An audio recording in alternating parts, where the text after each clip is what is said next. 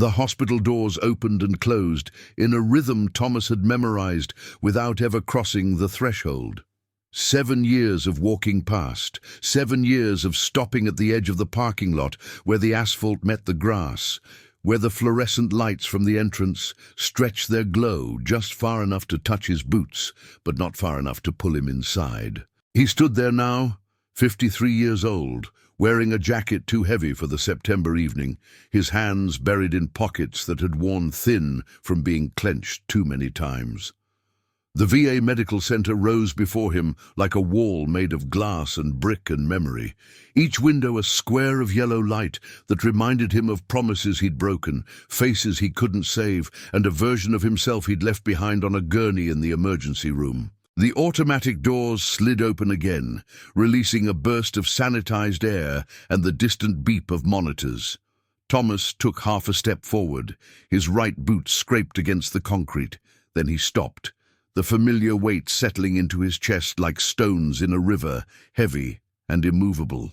A nurse walked past him, nodding politely, not noticing how his jaw tightened or how his fingers found the empty space in his wallet where his veteran health identification card used to sit before he threw it away. That had been 3 years ago.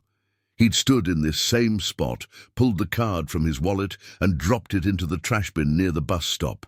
The photo on it had shown a different man, someone who still believed he deserved care, who thought he could walk through those doors without seeing David's face on every patient being wheeled through the corridors.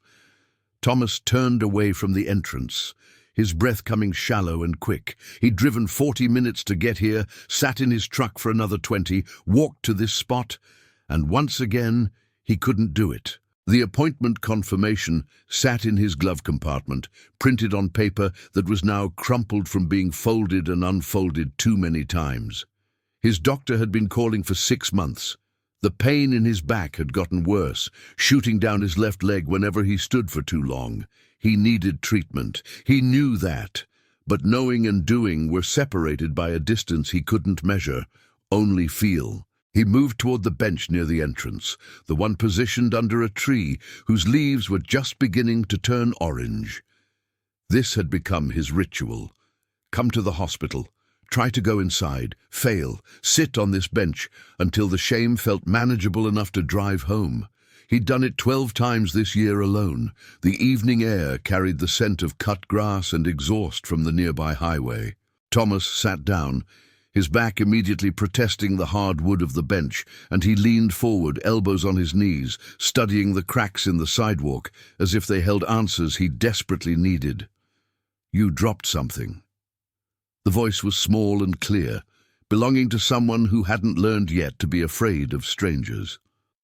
Thomas looked up to find a child standing 3 feet away, no older than 9, wearing hospital pajamas printed with cartoon rockets and planets. The boy's head was smooth, no hair, and an IV line ran from his left hand to a pole on wheels that he pushed like a walking stick.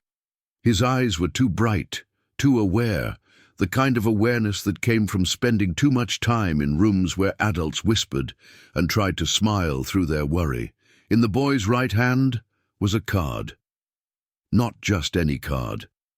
Thomas's heart lurched as he recognized the blue and white design, the official seal, the worn edges. His VA card, the one he'd thrown away 3 years ago. "That's not mine," Thomas said automatically, his voice rough from disuse. The boy tilted his head, studying Thomas with an intensity that made him uncomfortable. "It has your picture on it. See?" He held it closer, and Thomas could see his own face staring back, younger, less weathered, taken before David died, before everything collapsed. "Where did you find that?" Thomas asked, not reaching for it. "In the garden behind the building. I go there sometimes when the nurses say I need fresh air, even though it's really just a small courtyard with some plants." The boy shrugged, the IV pole swaying slightly. "It was under a bush near the bench. Been there a while, I think. The edges are all dirty and bent." Thomas swallowed hard.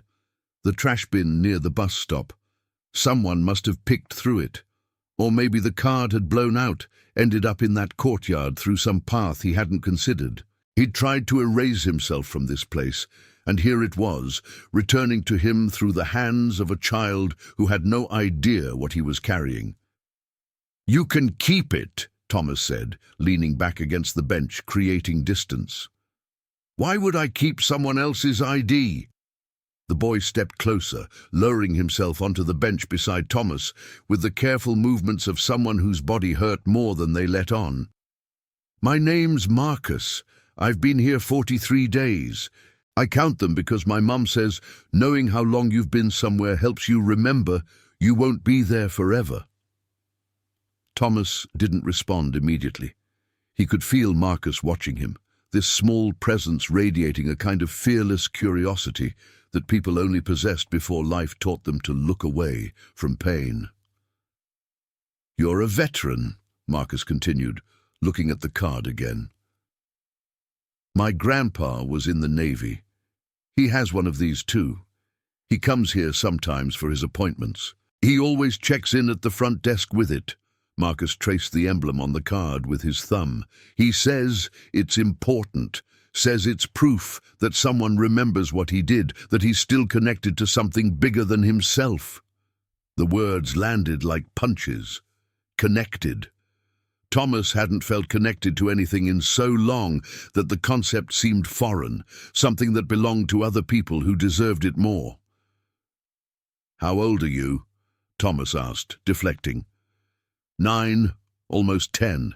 My birthday's in 2 months, but my mum's not sure if I'll... Marcus stopped, catching himself. "I'll be here, in the hospital, so we're figuring out how to have a party in my room." He brightened at this, his whole face transforming.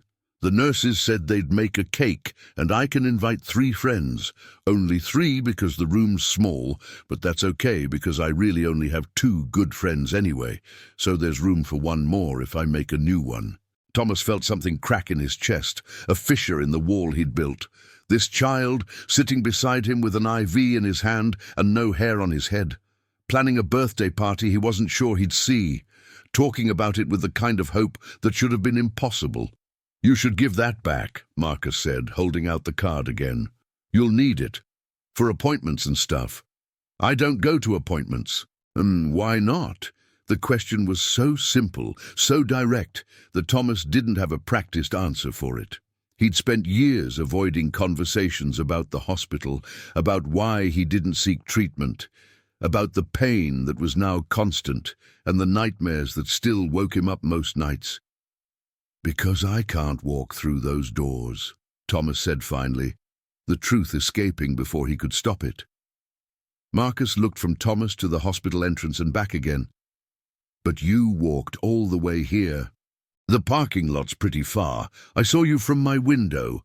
I'm on the 3rd floor, room 314. I was looking out, and I saw you standing at the doors for a long time. Then you came over here." He paused, processing. "So you can walk. You just don't want to go inside." "It's more complicated than that." "Why?" Thomas closed his eyes. "Because the last time I was in there, someone I loved died, and I couldn't help him, and every time I try to walk through those doors, I see him dying all over again." The silence that followed was heavy, but not uncomfortable. Marcus didn't offer empty reassurance or tell Thomas he was wrong to feel that way. He just sat there, letting the words exist between them. "My dad died," Marcus said eventually, his voice softer now. 2 years ago. Car accident. I was 7. He kicked his feet slightly, the IV pole rattling. "I used to be scared to go in cars after that. Every time my mum tried to drive me somewhere, I'd cry and scream and say no. Took months before I could do it without panicking."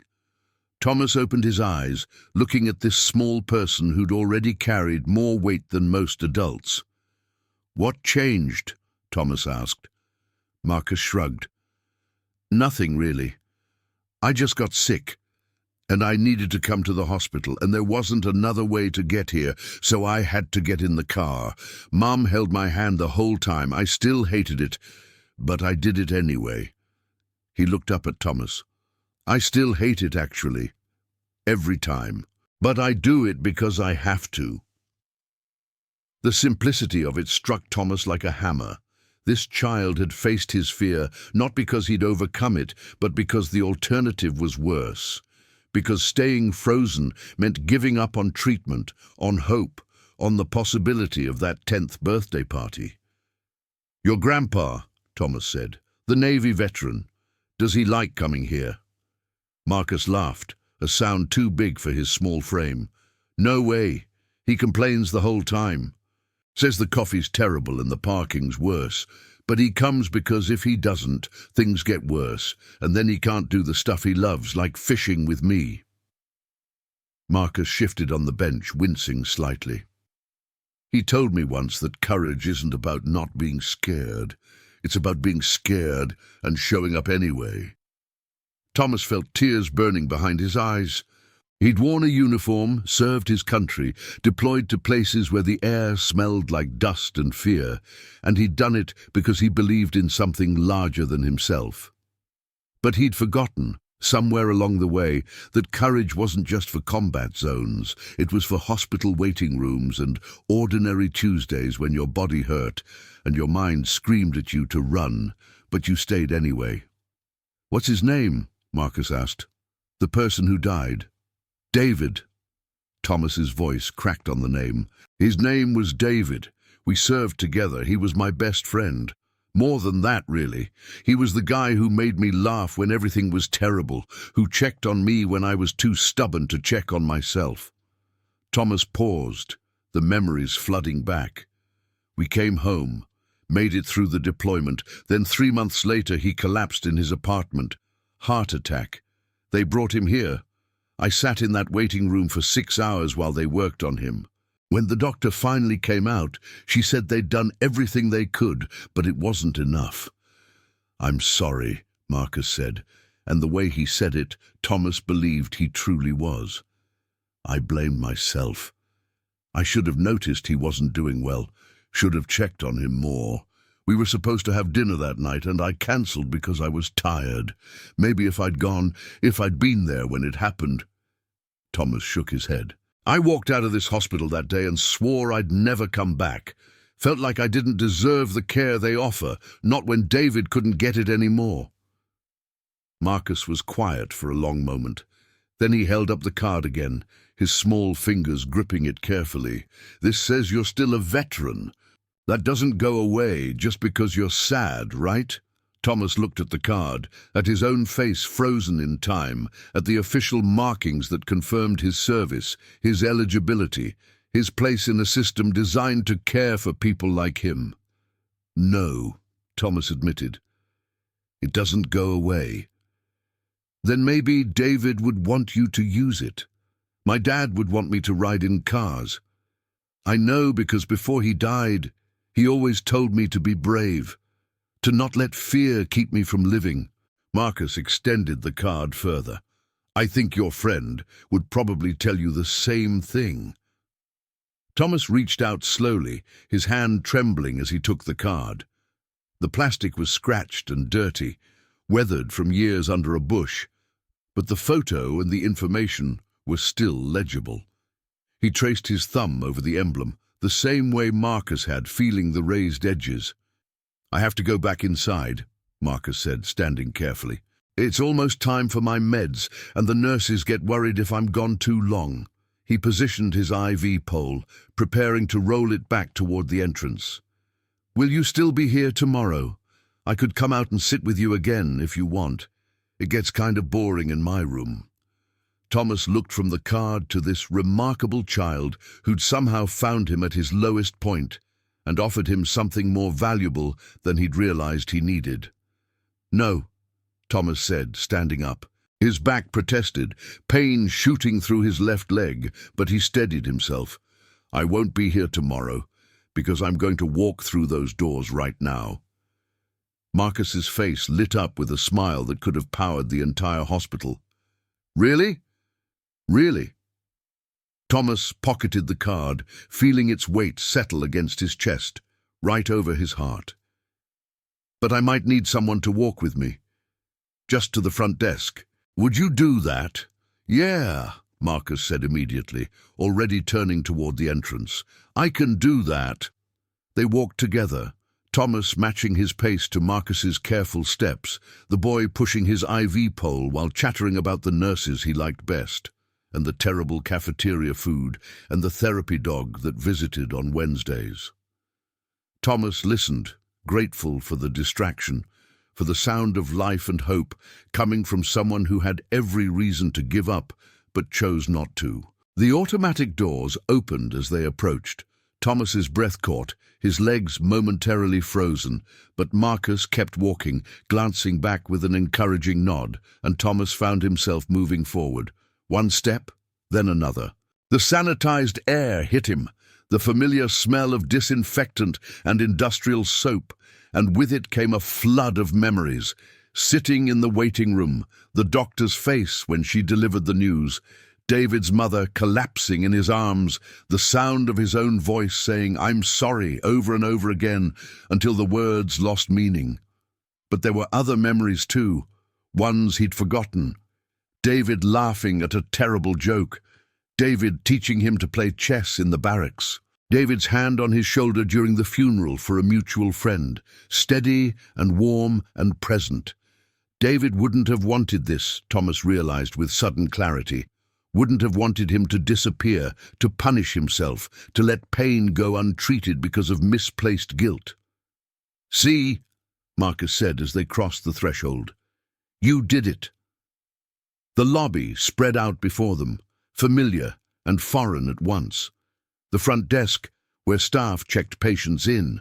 The rows of plastic chairs filled with veterans of all ages, some reading magazines, others staring at phones, a few sleeping. The large television mounted on the wall showing a baseball game. It was so ordinary, so mundane, and that ordinariness felt like a revelation. "I need to check in," Thomas said, more to himself than to Marcus. "The desk is right there," Marcus pointed. "You give them your card, and they pull up your information. That's what my grandpa does." Thomas approached the desk, with Marcus beside him, and when the receptionist looked up with a professional smile, Thomas pulled out his veteran health identification card and placed it on the counter.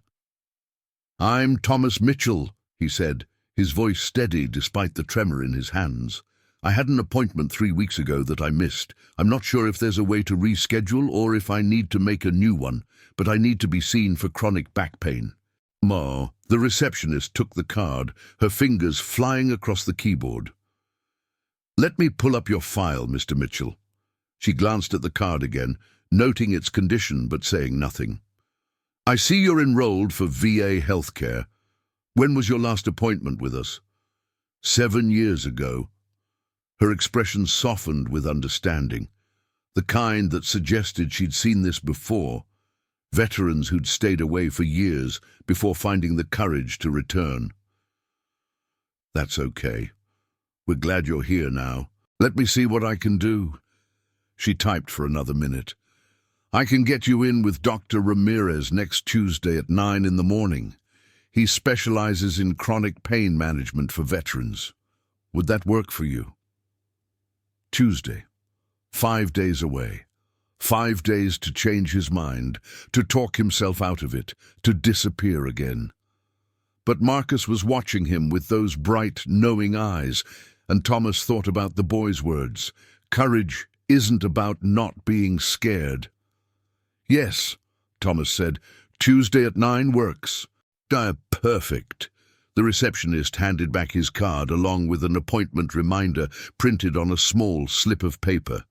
"Please arrive 15 minutes early to update your information at the front desk. And Mr. Mitchell, welcome back." Thomas took the card and the paper, tucking both carefully into his wallet. When he turned, Marcus was grinning at him with such pure joy that Thomas couldn't help but smile back. "You did it," Marcus said. "We did it," Thomas corrected. "I couldn't have done it without you." They walked toward the elevator, Marcus needing to return to the 3rd floor. Other patients and staff moved around them, caught in their own orbits of treatment and care, and Thomas realized he was one of them now. Not separate, not outside. He was part of this place again, connected to the system that existed to help veterans like him, like his friend David had been, like Marcus's grandfather. "What room did you say you were in?" Thomas asked as they waited for the elevator. 314. Why? "I was thinking I might visit. On Tuesday, after my appointment. If that's okay with you." Marcus's entire face brightened. "Really? That would be awesome. I can show you my book collection. I have 17 books right now because people keep bringing them. And I can introduce you to Nurse Patricia. She's the best. She always sneaks me extra pudding." The elevator arrived and they stepped inside. As the doors closed and the floor numbers climbed, Thomas felt something he hadn't felt in years, the possibility of forward motion. Not healing exactly, not forgetting, but movement nonetheless. One step and then another, carried forward by the simple decision to show up. When they reached the 3rd floor, Marcus led Thomas to his room. It was small, as he'd said, but the walls were covered with drawings and get-well cards, evidence of a community that cared. A woman sat in a chair beside the bed, her eyes red-rimmed but warming when she saw her son. "Mom, this is Thomas," Marcus said. "He's a veteran. I found his ID and gave it back to him, and he's going to come visit me on Tuesday after his appointment." The woman stood, extending her hand. "Sarah Martinez, thank you for serving." Her voice held a weight of understanding, the kind that came from knowing what sacrifice meant. "And thank you for whatever you said to Marcus. He's been talking about you for the past 20 minutes through the window, said you looked like someone who needed a friend."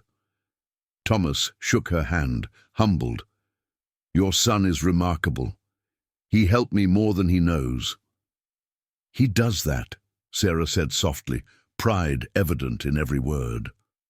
Marcus climbed into his bed, arranging the tubes and wires with practiced efficiency. "Thomas is going to start coming to his appointments. He hasn't been here in 7 years, but he's coming back now." Sarah looked at Thomas with an expression that held no judgment, only recognition. "That's brave. It's hard to come back to places that hurt us. I'm glad you're doing it." Thomas stayed for a few more minutes, letting Marcus show him a book about space exploration, listening to him explain the difference between planets and dwarf planets with the enthusiasm of a child who'd spent too many hours consuming information. When Thomas finally said goodbye, promising to return on Tuesday, Marcus waved from his bed, his smile undimmed by the IV lines or the beeping monitors or the uncertainty that hung over his future. Thomas walked back through the hospital corridors, past the waiting rooms and the cafeteria and the gift shop selling flowers and balloons. When he emerged into the evening air, the sky had deepened to purple, stars beginning to appear in the clear spaces between clouds. He sat on the bench again, but this time the weight in his chest felt different, still heavy but not immovable, more like a stone he'd learned to carry rather than one pinning him down. He pulled out his phone and dialed a number he'd avoided for months. His sister answered on the second ring. "Thomas, is everything okay?" "Yeah," he said and meant it. "I'm at the VA hospital. I have an appointment next Tuesday. I thought you should know." The silence on the other end was thick with emotion. When she spoke again, her voice was thick with tears. "I'm so proud of you. David would be so proud of you." "I know," Thomas said, and for the first time in 7 years, he believed it. He drove home as darkness settled over the city, the appointment reminder in his wallet alongside his VA card, both pieces of paper representing commitments to a future he was choosing to step into. The drive took 40 minutes, the same route he'd traveled dozens of times to sit in that parking lot and fail to go inside. But tonight, the road felt different. Shorter somehow, less daunting. At home, he made dinner, something simple, and ate it at his small kitchen table while watching the news. Normal things, ordinary things, the kind of things David used to do, the kind of things people did when they believed tomorrow was worth planning for. Before bed, Thomas stood in front of the mirror in his bathroom, looking at his reflection.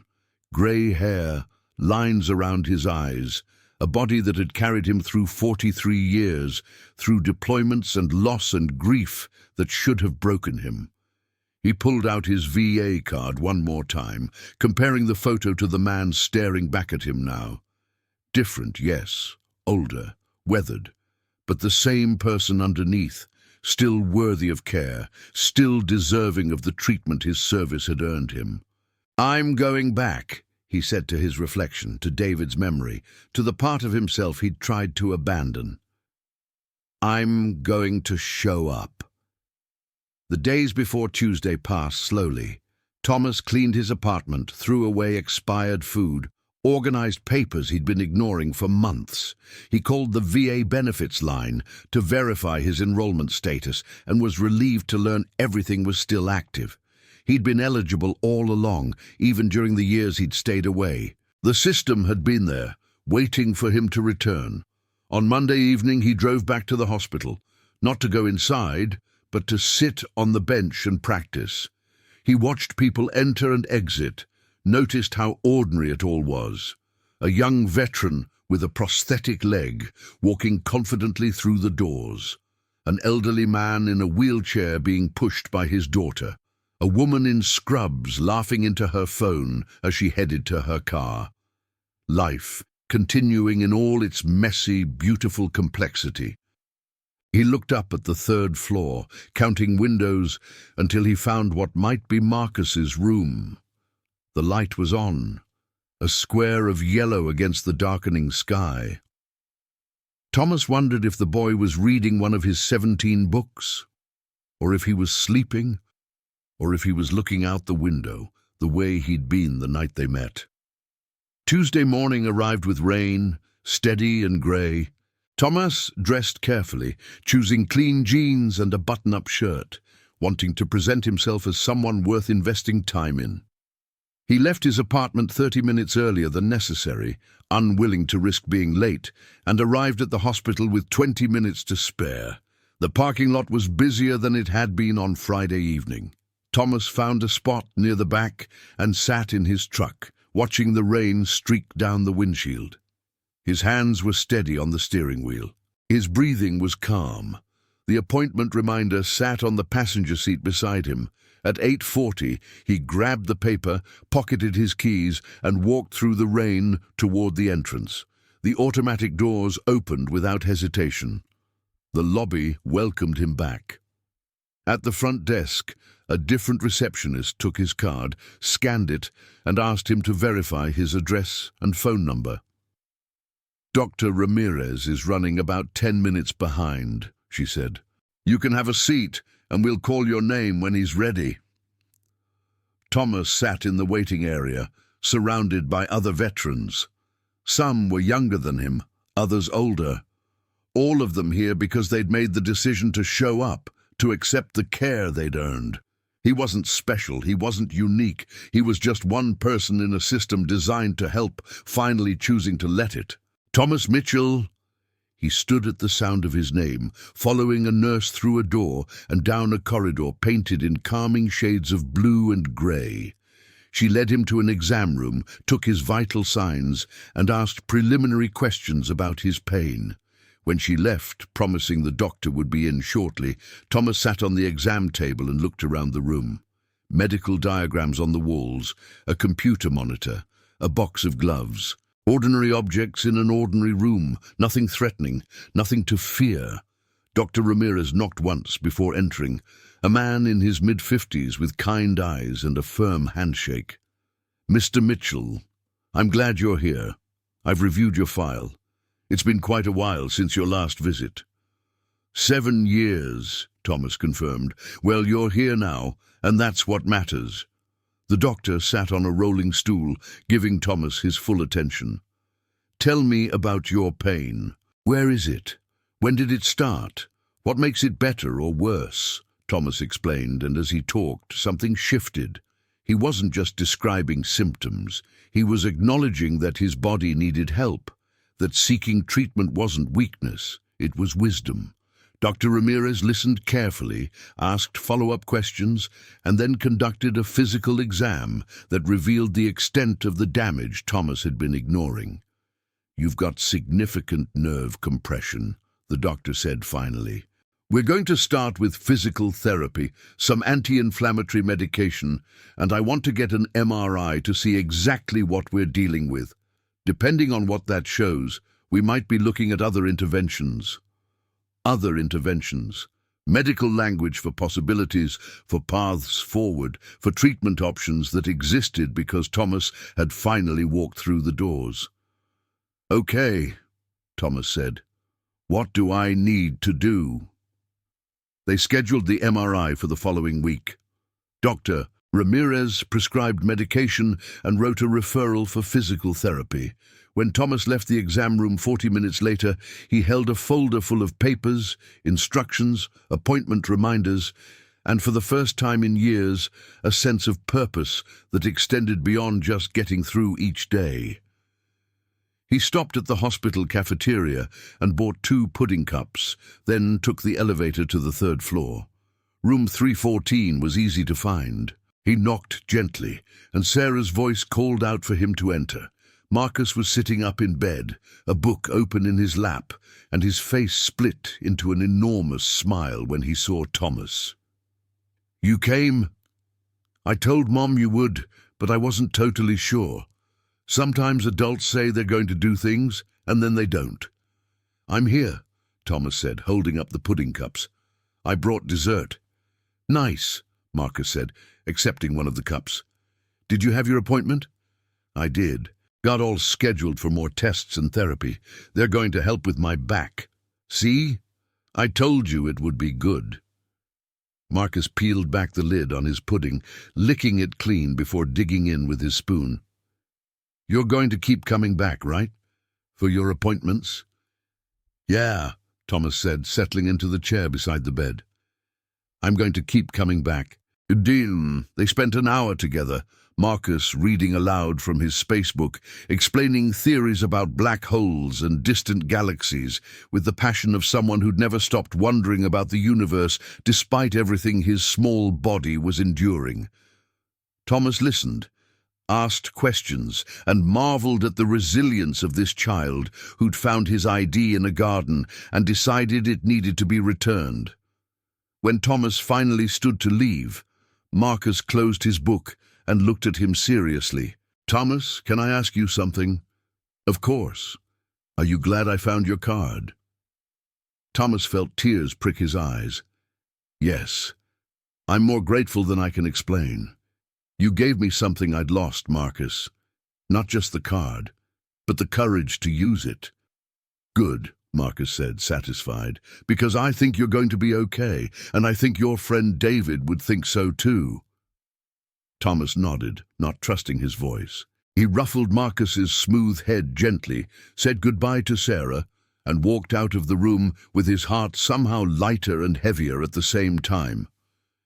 The weeks that followed established a new rhythm.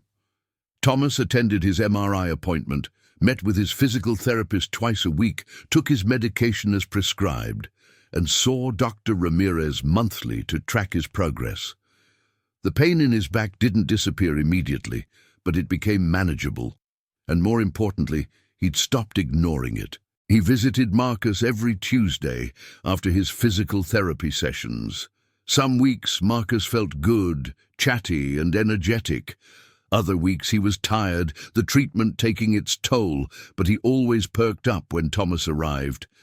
They talked about everything: space, books, Marcus's upcoming birthday, the therapy dog named Benson who really did visit on Wednesdays, Thomas's memories of David that he'd been afraid to share with anyone else, but found he could share with this wise 9-year-old. On a Tuesday in late October, Thomas arrived at room 314 to find it decorated with balloons and streamers.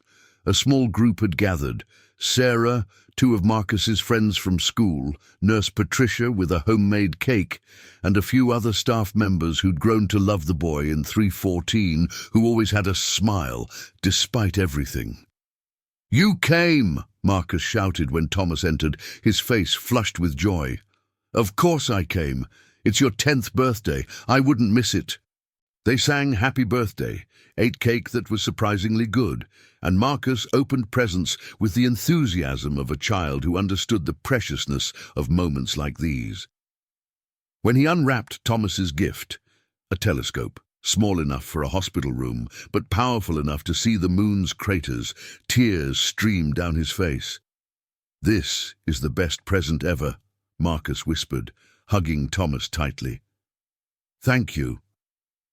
"You gave me the best present first," Thomas said. "You gave me my life back." Marcus's treatment continued through the fall. Some days were victories, others were setbacks, but he faced each one with the same determined courage that had allowed him to approach a stranger on a bench and return a card that represented more than just identification.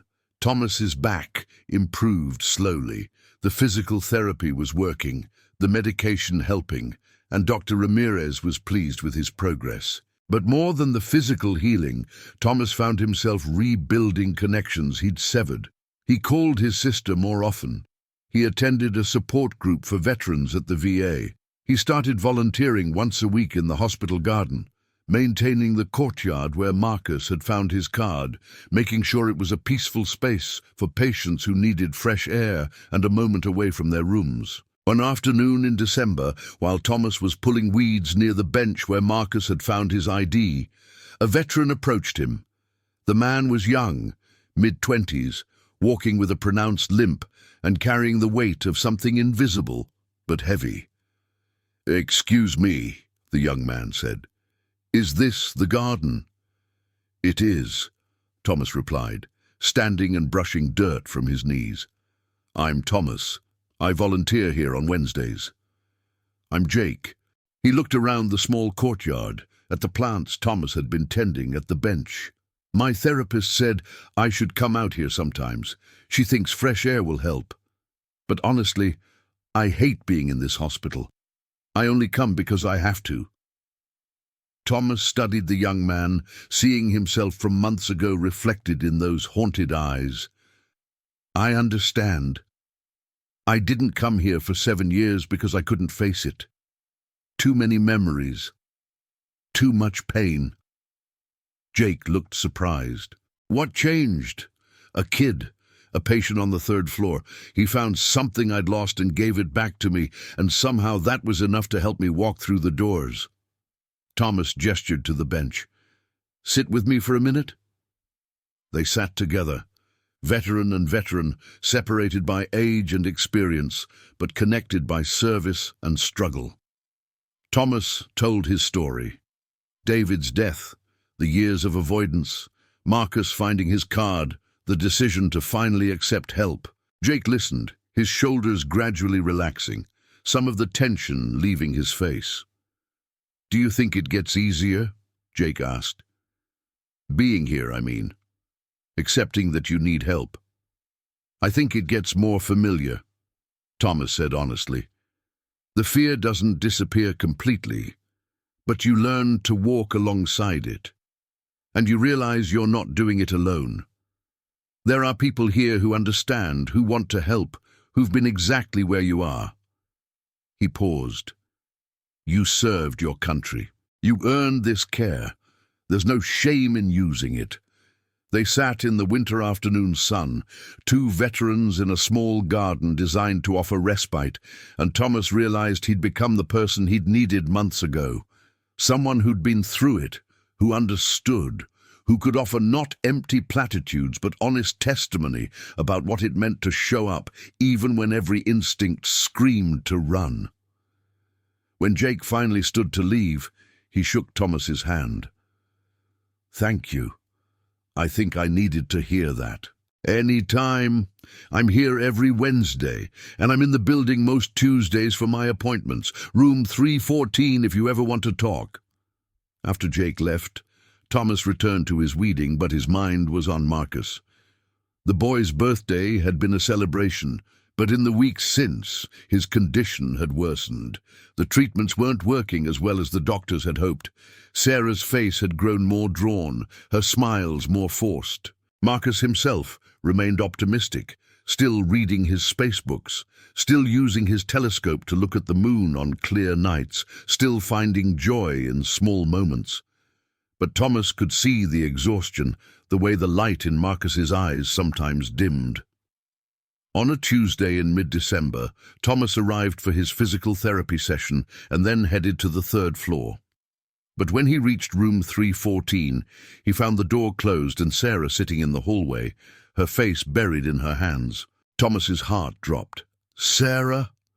She looked up, and the devastation in her eyes told him everything before she spoke. "He's gone. This morning. Peacefully," they said. "He just didn't wake up." Thomas sank into the chair beside her, his own grief rising like a wave. Marcus, the boy who'd saved him, the child who'd looked at a broken veteran and decided he was worth helping, gone. 10 years old. A life measured in far too few days, but filled with more courage and compassion than most people showed in decades.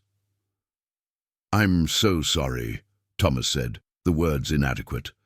"I'm so sorry." Sarah wiped her eyes, her hands shaking. "He talked about you yesterday. Said he was glad he found your card. Said he thought you were going to be okay, and that made him happy." Her voice broke. He helped so many people. Even at the end, he was thinking about others. They sat together in the hallway outside the now empty room, sharing the weight of loss. Eventually, a hospital chaplain arrived, offering quiet words of comfort. Staff members stopped by, some crying openly, others offering hugs. Marcus had touched many lives during his 43 days, turned into months in this place. Thomas attended the funeral the following week. It was held at a small church filled with flowers and photographs of Marcus smiling, laughing, living fully despite the illness trying to claim him. Sarah asked Thomas to speak, and though he'd never been comfortable with public speaking, he agreed.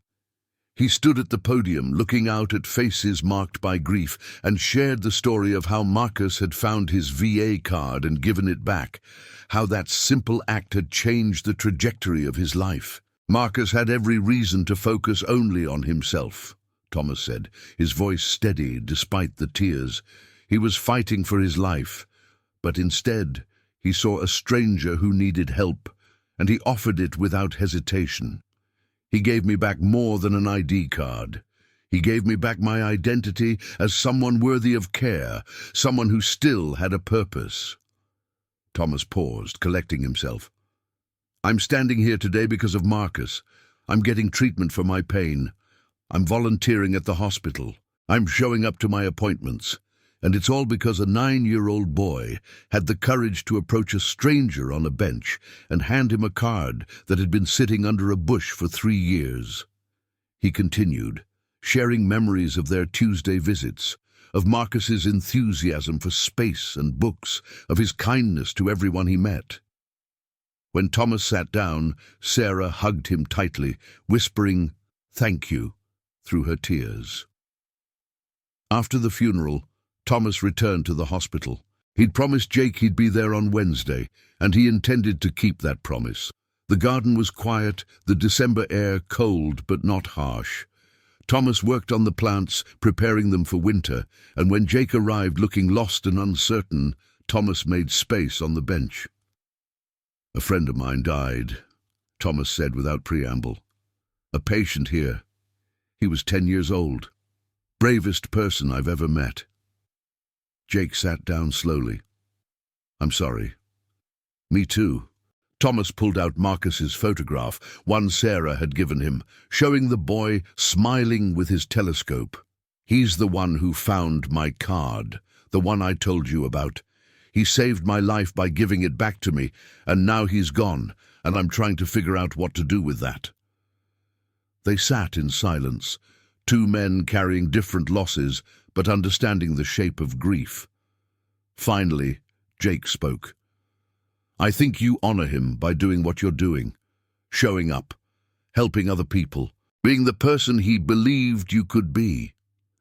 Thomas looked at the photograph, at Marcus's bright eyes and hopeful smile. "Yeah, I think you're right." The weeks after Marcus's death were difficult.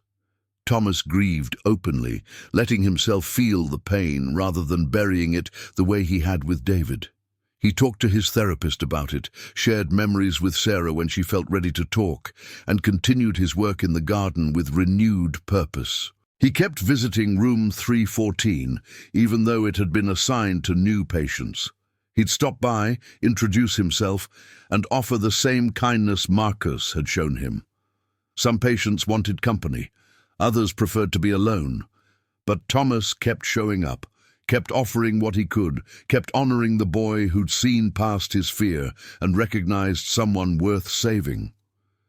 Jake became a regular in the garden on Wednesdays. They didn't always talk much, but the companionship mattered. Other veterans started joining them, drawn by the quiet community forming in that small courtyard. Thomas found himself facilitating informal gatherings, veterans sharing stories and supporting each other, all of it happening in the space where Marcus had found a discarded ID and decided it needed to be returned to its owner. By spring, Thomas had been consistently attending his appointments for nearly a year. His back had improved significantly. The physical therapy had worked. The medication had helped. But more than the physical healing, he'd rebuilt his life around the decision to show up, to accept care, to believe he was worthy of the treatment his service had earned him. On the anniversary of the day Marcus had found his card, Thomas organized a small ceremony in the garden. Sarah came, along with several of the nurses who'd cared for Marcus, and some of the veterans Thomas had been meeting with. They planted a tree in Marcus's memory, a young oak that would grow strong and tall, providing shade for future patients who needed a moment of peace. Marcus believed in second chances, Thomas said to the small gathering. He believed that people were worth helping, worth saving, even when they'd given up on themselves.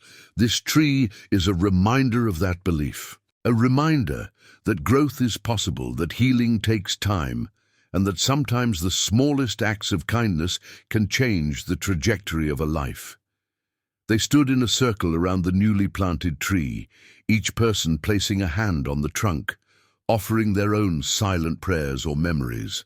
When the ceremony ended, people lingered, sharing stories about Marcus, about their own journeys toward healing, about the power of showing up even when it felt impossible. Thomas stayed after everyone else left, sitting on the bench and looking at the young tree. He pulled out his VA card, the one Marcus had returned to him, and studied it. The card was clean now, the dirt and wear carefully removed, but he'd kept it as a reminder of where he'd been and how far he'd come. "Thank you," Thomas said quietly, speaking to Marcus, to David, to every person who'd helped him find his way back. "Thank you for not giving up on me." The garden was peaceful in the late afternoon light. Birds sang in the surrounding trees. The young oak's leaves rustled in the gentle breeze. Thomas sat there for a long time, not running, not hiding, just being present in a place that had once terrified him, but had become a source of healing. Eventually he stood, tucked his VA card back in his wallet, and walked toward the hospital entrance. He had a support group meeting in 20 minutes, and he'd promised to speak about his experience for new veterans who were struggling to accept help.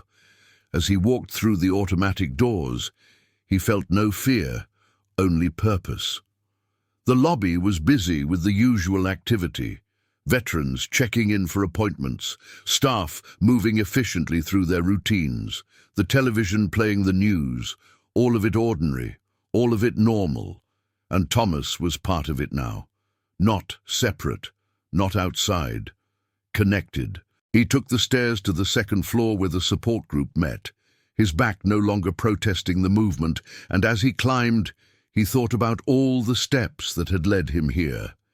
David's death, 7 years of avoidance, a child finding a card in a garden, the decision to walk through doors that had seemed insurmountable, the choice, repeated day after day, to show up even when it was hard. The support group room was filling with veterans of all ages, all backgrounds, all carrying their own burdens. Thomas took a seat, nodded at familiar faces, And when the facilitator asked if anyone wanted to share their story, Thomas raised his hand. "My name is Thomas Mitchell," he began. "I'm a veteran, and I didn't come to this hospital for 7 years because I was punishing myself for something I couldn't prevent. Then a 9-year-old patient found my VA card and gave it back to me, and that simple act saved my life." He told his story, the same way he'd told it at Marcus's funeral, at the tree planting, to Jake in the garden. But each time he shared it, he understood it more deeply. Marcus hadn't just returned a card. He'd returned Thomas's belief in his own worth, his right to care, his place in a community designed to support people like him. After the meeting, several veterans approached Thomas, thanking him for sharing, asking questions, seeking advice about how to overcome their own barriers to accepting help. Thomas answered honestly, acknowledging that it wasn't easy, that the fear never completely disappeared, but that showing up was worth it, every single time. As Thomas left the hospital that evening, the sun was setting, painting the sky in shades of orange and pink. He walked through the parking lot to his truck, and before getting in, he turned to look back at the building. The third-floor windows glowed with light. Room 314 was occupied by someone new, someone fighting their own battle, surrounded by their own community of care. Thomas thought about Marcus, looking out that window, seeing a broken veteran standing at the edge of the parking lot and deciding to help. He thought about the courage it took for a sick child to wheel his IV pole outside, approach a stranger, and return a card that meant more than either of them could have known in that moment.